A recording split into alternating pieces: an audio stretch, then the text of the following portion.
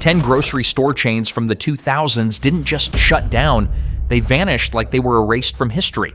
You walked their aisles, filled your cart, maybe even worked at one. So why does no one talk about them now? A&P was the grocery store that basically invented grocery stores. Founded in 1859, this chain had been around since before anyone alive today was even born. At its peak, A&P ran over 15,000 stores across America. They were everywhere in the Northeast and Mid-Atlantic regions. A&P was like the grandfather of supermarkets, old, respected, and somehow still running everything.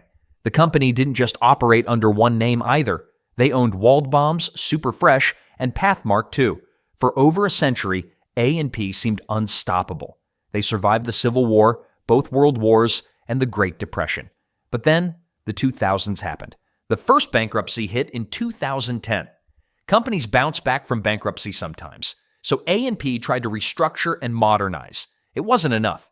Competition from Walmart and newer chains was too intense. The second bankruptcy came in 2015. By the end of that year, every single A&P store had closed forever. It was like watching the last dinosaur realize the meteor had already hit. But A&P wasn't the only chain struggling to adapt. Food Lion started in North Carolina back in 1957 and built their entire reputation on one simple promise: low prices.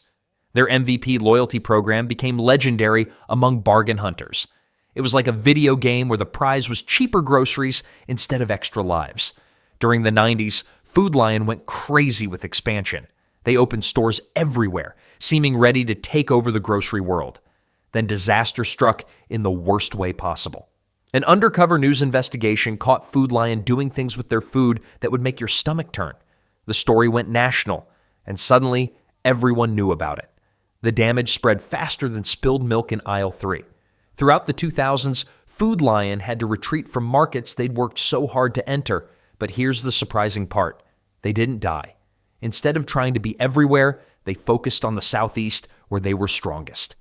Today, Food Lion still operates under parent company Ahold Delhaize. Sometimes the smart move is knowing when to pull back. Not every chain was wise enough to retreat. Albertsons Express was what happened when a full-size grocery store decided to go on a diet. Take regular Albertsons, shrink it down to gas station size, and stock it with just the basics. Most locations were attached to gas stations across the western United States. It was like drive-through grocery shopping, except you actually had to get out of your car. The stores focused on speed and convenience, prepackaged meals, basic groceries, snacks, all the stuff you might need without wandering through a massive supermarket. Albertsons Express was trying to compete with 7-Eleven and other convenience stores. But there was a fundamental problem. When people went to convenience stores, they expected convenience store prices. When they went to grocery stores, they expected grocery store prices. Albertsons Express got stuck in the middle. It was like trying to be both a race car and a school bus. Theoretically possible, but terrible at both jobs.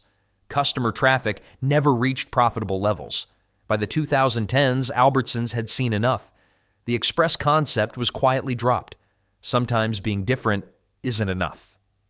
Wild Oats opened in Boulder, Colorado in 1987, right when Americans were starting to pay attention to what they put in their bodies. Walking into Wild Oats felt completely different from other grocery stores. Organic produce took prime real estate. It was like stepping into the future of food if the future was designed by people who really loved granola. The timing couldn't have been better. The organic food movement was gaining steam. At their peak, Wild Oats operated over 100 locations across multiple states. But success caught the attention of bigger players. Whole Foods decided they wanted Wild Oats for themselves. In 2007, they bought the company for $565 million.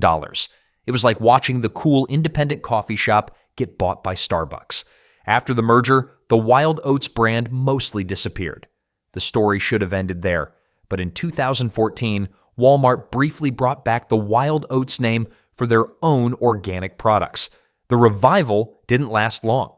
Wild Oats proved there was real demand for natural foods, paving the way for countless other chains. However, not every chain managed to navigate changing preferences so well. Winn-Dixie has been feeding Southern families since 1925, starting in Jacksonville, Florida. At one point, they operated over 1,000 stores across the Southeast. Their secret weapon was BOGO deals. Buy one, get one free. It was like Christmas morning every Wednesday when the new ads hit mailboxes. Smart shoppers could cut their grocery bills in half if they planned trips around these deals.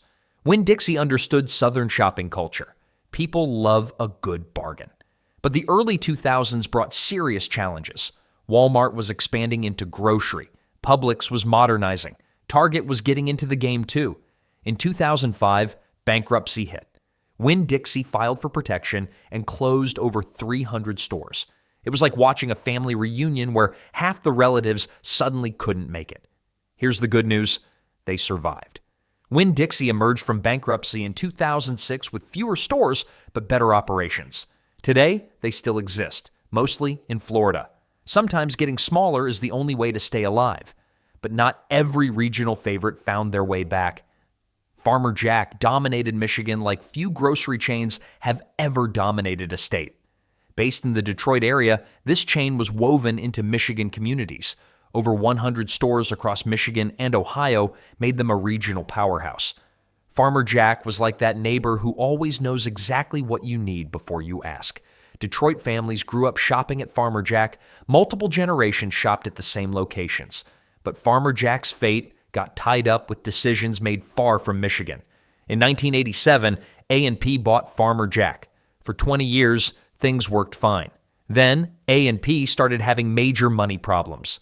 By 2007, A&P decided to sell or close all Farmer Jack locations. It was like being the favorite kid who gets sent away because the parents can't afford to keep the family together. The closure happened fast. Some locations became Kroger stores. Many just closed forever. Customers were heartbroken. Losing Farmer Jack felt like losing a piece of Michigan itself. The lesson was harsh. Being locally loved doesn't matter if you're owned by someone with bigger problems. Fresh and Easy represented one of the most expensive grocery experiments in American history. In 2007, UK grocery giant Tesco invested over $1 billion into revolutionizing American grocery shopping across California, Arizona, and Nevada. It was like trying to reinvent pizza. Technically possible, but the original already worked pretty well. The concept sounded amazing. Small stores, self-checkout systems, grab-and-go meals, minimal staff. Everything was designed around speed and efficiency. But they made one massive miscalculation. Americans hated the shopping experience. The self-checkout systems frustrated customers. The small format felt cramped. Getting help was nearly impossible. Shopping there felt like using a vending machine that happened to be warehouse-sized. Despite the billion-dollar investment, Fresh and Easy never caught on. Store traffic stayed low. Customer loyalty never developed. In 2013, they filed for bankruptcy. By 2015, every location had closed.